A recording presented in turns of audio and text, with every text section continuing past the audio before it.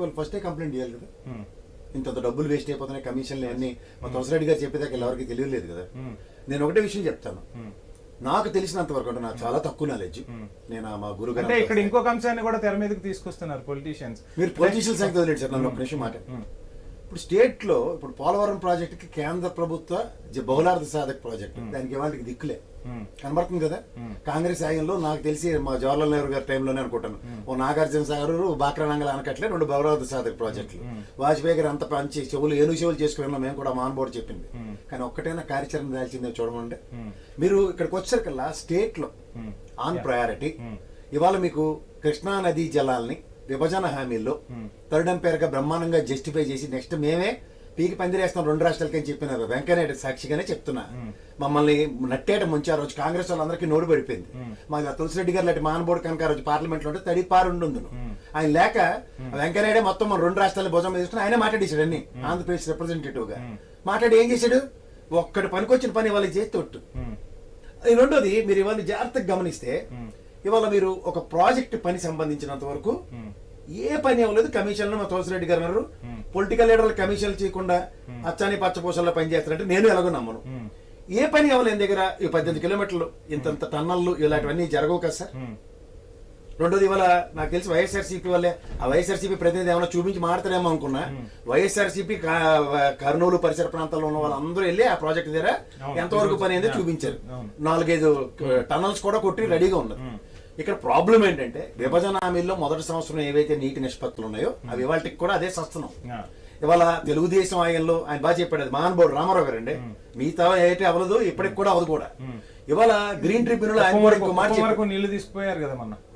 అది వాళ్ళప్పుడు వాళ్ళు ట్రాక్టర్ నీళ్ళు వేసేది, మిగిలిన ట్రాక్టర్ ఇద్దరు కూడా సినిమా సెట్టింగ్ అంతేనండి. ఎవరితో పని అయితే ఈ రోజు కూడా మీరు వచ్చినా కూడా చూడొచ్చు ప్రసాద్ గారు. ఒక్క నిమిషం సార్, నేను మాట్లాడలేదు కదా. మీరు మాడినప్పుడు పార్సాద్ గారు మీరు ఒక్క నిమిషం మాడినప్పుడు నేను మాట్లాడలేదు. ఇవాళ మీకు ఒకటే మాట చెప్తా సార్, రాయలసీమకి బొక్క నీళ్ళు ఇద్దామన్న దాహార్తిని పోతిరెడ్డిపాడు హెడ్ రెగ్యులేటర్ తూములు పెంచిన మహానుభావుడు అంటే మళ్ళీ రాజశేఖర రెడ్డి గారు కాంగ్రెస్ గవర్నమెంటే. మీరు జాగ్రత్తగా గమనించండి. మొన్న బుడమేరు వాగు పొంది జీవితంలో చూడండి కృష్ణానదికి 11 లక్షల క్యూసెక్కులు పైసెక్కులో వాటర్ వచ్చింది, దాన్ని సముద్రంలో కలపడానికి ఉన్న శ్రద్ధ ఈ పోతిరెడ్డిపాడు హెడ్ రెగ్యులేటర్ నుంచి. కానీ అందరికీ తెలిసిన కదే 880 అడుగులు పైచిలకు వచ్చిన వాటర్ మాత్రమే పోతిరెడ్డిపాడు హెడ్ రెగ్యులేటర్ నుంచి అటుపక్క రాయలసీమకు తరలించుకోండి, ఇటుపక్క ఎక్కడికి తరలిస్తారు తరలించుకోండి. కానీ దీనికన్నా ముందు ఒక ప్రాజెక్ట్ లో ఎక్సెస్ ఒక 6 టీఎంసీలు లేదా 4 టీఎంసీలు మాకు తులసిరెడ్డి గారు ఇంకో ఇంటర్వ్యూలో కూడా చాలా బాగా చెప్పారు. ఒక 45 టీఎంసీలకు సంబంధించిన విషయంలో కేంద్ర ప్రభుత్వం ఇటు అటు ఇంకా గేమ్ చేస్తుంది. ఈ ముఖ్యమంత్రులు అన్నది ఎపెక్స్ బాడీ అన్నది మీరు జాగ్రత్తగా గమనిస్తే సార్, చంద్రబాబు నాయుడు గారి గవర్నమెంట్ లోను ఇదే ఎపెక్స్ బాడీ, కేసీఆర్ గారు హరీష్ రావు గారు వీళ్ళందరూ రిప్రజెంటేషన్ చూసాం. నెక్స్ట్ జగన్మోహన్ రెడ్డి గారు ఆయనలో కూడా ఇరిగేషన్ మంత్రులు ఆయన రిప్రజెంటేషన్ చూసాం. మూడో ప్రభుత్వాన్ని చంద్రబాబు నాయుడు గారు రేవంత్ రెడ్డి గారు కూడా చూసాం. అవుట్కమ్ చెప్పండి. నీటి నిల్వల నిష్పత్తి ఈ రోజు కూడా 2 రాష్ట్రాలకి ఏమైనా తేల్చారా? గజేంద్ర షెకావత్ ఉండేవాడు. అయితే ఇక్కడ ఒక చిన్న సబ్మిషన్ అండి ప్రసాద్ గారు, తులసిరెడ్డి గారు మీరు కూడా చూడండి, 2 తెలుగు రాష్ట్రాల మధ్య సమస్యలు ఉన్నాయి. ఎక్కడో ఎవరో వచ్చే బదులు ఇక్కడ 2 పార్టీలు అంటే అధికారంలో ఉన్న 2 పార్టీలు కూడా ఎవరైతే మేధావులు ఉన్నారో, ఎవరికైతే ఆ ప్రాజెక్టుల స్థితిగతులు ఆ ప్రాంత పరిస్థితులు తెలిసాయో వీళ్ళందరితో కలిపి కూర్చొని ఒక కమిటీ వేసుకుని ఒక రిప్రజెంటేటివ్ గా వెళ్లే మోడ్లోకి ఎందుకు వెళ్ళలేకపోతున్నారు? అసలు ఆ దిశగా చర్యలే ఎందుకు తీసుకోలేకపోతున్నారు? నేను ఒకటే విషయం చెప్తాను, మా గురుగారికి కూడా బాగా తెలుసు. రాష్ట్ర విభజన మీద అవగాహన నుండి ఇది మేము చేయొద్దాం అని చేసి తర్వాత ఏం చేయాలో అదే కాంగ్రెస్ గవర్నమెంట్ కంటిన్యూ అయితే ఇవాళ ఎవడైనా మనం నువ్వనైనా మాట్లాడొచ్చు. ఇవాళ ఎటు కాకుండా ఈ బీజేపీ వాడు వచ్చి తలా తోక లేకుండా రాష్ట్ర సమస్యలు రాష్ట్రాలకు వదిలేశారు. ఇప్పుడు మీకు నాటి ప్రాణహిత చేయవల్ల మానబోడు రాజశేఖర రెడ్డి ఉంటే ఖచ్చితంగా జాతీయ హోదా ప్రాజెక్టు మిగిలిన ఎవరితో కాదు, ఇప్పుడున్న కాంగ్రెస్ వాళ్ళతో అసలు కాదు. ఇదే కాంగ్రెస్ వాళ్ళు కానీ ఇదే బీజేపీ వాళ్ళు కానీ రిప్రజెంటేటివ్ గా కేంద్ర ప్రభుత్వంలో ఉండి కూడా ప్రాణహిత చేయవల్ల రీడిజైన్ ప్రాజెక్టు ఇవాళ కాళేశ్వరం దగ్గర ఎవరి నోళ్లు పెగలే కేంద్ర స్థాయిలో. ఇవాళ మీరు ఆంధ్రప్రదేశ్ కి వచ్చిన రాయలసీమ ఎత్తిపోతారు, ప్రతి ఒక్కరిని ఏ ముఖ్యమంత్రి నిద్రలే పడకండి ఇట్స్ మై డ్రీమ్ ప్రాజెక్ట్ అని చెప్తారు. కానీ అవుట్కమ్ రాయలసీమకు బొక్క నీళ్ళు ఇచ్చే కాన్సెప్ట్ ఎవడైనా పని మొదలెడితే ఎన్ని పాబంధకాలు క్రియేట్ చేస్తారు. గ్రీన్ ట్రిబ్యునల్ ఇసుక మీద వేసింది తెలుగుదేశం గవర్నమెంట్ లో 100 కోట్ల పెనాల్టీ వేసింది, ఇసుక రీచ్లు తవ్వుకుని వెళ్ళిపోయింది. దానికి వాళ్ళు ఎవరి మీద వేసేస్తున్నారు? బురద వైఎస్ఆర్సీపీ. ఇవాళ ఎన్జీటీ ఇవ్వక మునుపు పని ఎంత అయింది చూడండి. నేను కాదు, నమస్తే తెలంగాణ పేపర్ రాసింది 87% సక్సెస్ఫుల్ కంప్లీషన్. సార్ మీకు నీటి వాళ్ళ ఉదాహరణకి పోతిరెడ్డిపాడు హెడ్ రెగ్యులేటర్ త్రూగా బ్రిజేష్ ట్రిబ్యునల్ ఇచ్చిన వాటర్ తప్ప ఇంకెవరికి దమ్ము దేని ఉండదు తీసుకెళ్ళడానికి అవదు కూడా. మీరు కింద నుంచి నీళ్ళు తీసుకెళ్ళిపోవడం కంటే ఎక్కడ దానికన్నా ముందు వెనక్కి వెళ్ళి ఆ ప్రాజెక్టులకి వెనక్కి వెళ్ళి ఇలాంటి పిల్లి తుమ్ములు ఏవో పెట్టుకుని అట్ల నుంచి అడపా తడప 6 TMCలో 4 TMCలు తీసుకోవచ్చు. మీరు 2 విషయాలు చెప్తాను సార్. చివరికి జరిగే పరిస్థితి అబ్బో సార్, ప్రాక్టికల్ గా మనకి కృష్ణా నది కన్నా ముందు ఉన్న కర్ణాటక తమిళనాడు జుట్లు పీక్కుని ఈ రోజుకి వస్తుంటే ఆన్లైన్ ఆ నీటి సమస్య ఈ రోజుకి తీల్చిన వాళ్ళు చంద్రబాబు నాయుడు గారేమో ఈ రోజు 2 తెలుగు రాష్ట్రాల ప్రజలు అన్నదమ్ముల్లాగే కలిసి ఉందాం, గోదావరి మీద వాళ్ళు కాళేశ్వరం ప్రాజెక్టు కట్టానా, నేనేమైనా అడ్డుపడ్డానా, గోదావరి నీళ్లు ఎన్ని వాడుకుంటున్నా నేనేమైనా అడ్డు చెప్తున్నానా, నాకు 2 తెలుగు రాష్ట్రాల ప్రజల ప్రయోజనాలు మీరు వాడుకుంటే వాడిని అడ్డు చెప్తామా? పోలవరం కడితే వాడిని అబ్బారా కట్టరు వాళ్ళు. మీతో ఒకటే చెప్తున్నాను, ఇవాళ తెలంగాణ చుట్టూ ప్రవహిస్తున్న కృష్ణా గోదావరి జలాలు మనకన్నా మధ్యలో చెల్తున్నాయా? మనకి లిఫ్ట్ ఇరిగేషన్ కదా తీసుకొచ్చి ఇవాళ మీరు రాజీవ్ గాంధీ సుజలా సుఫలా పథకం ప్రవేశపెట్టింది ఆవిడ నల్గొండ జిల్లాలో ఆ ఫ్లోరసిన్ బాధితులకి కాంగ్రెస్.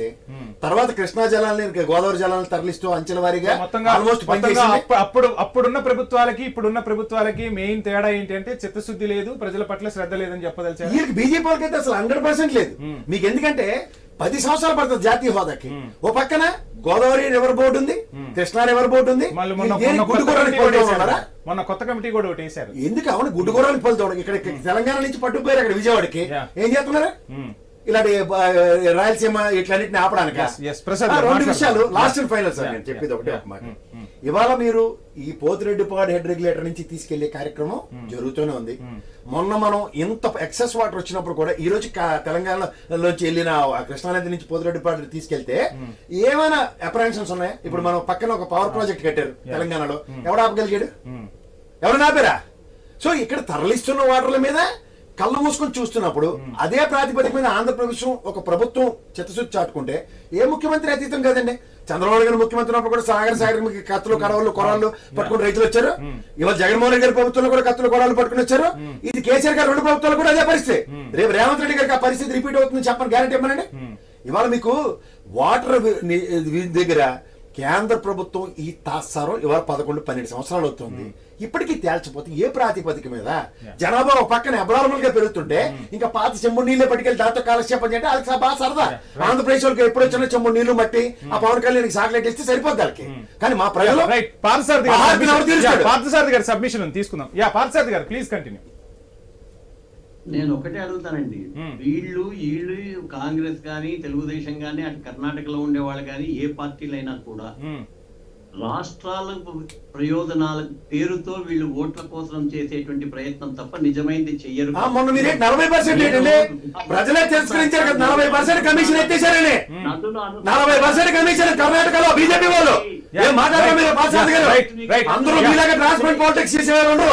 మా తులసిరెడ్డి గారి లాగా మీలాగా వాజ్పేయి గారు పెట్టినటువంటి సురేష్ ప్రభు గారి యొక్క టాస్క్ ఫోర్స్ ని శ్రీమతి సోనియా గాంధీ వచ్చిన తర్వాత తుంగలో తొక్కింది. దేశానికి జరిగిందే పెద్ద నష్టం. ఒక మంత్రిని దానికన్నా ముందు ఎఫెక్ట్స్ ఉంది, కేఆర్ఎంబీ ఉంది, గోదావరి ఎయిర్పోర్ట్ ఉంది. ఏం చేస్తున్నారు?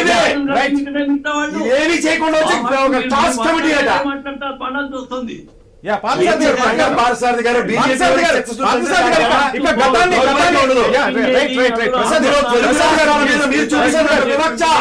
విభజన హామీల విషయంలో సైతం ఈ రోజు మనం చర్చించాల్సింది ప్లీజ్.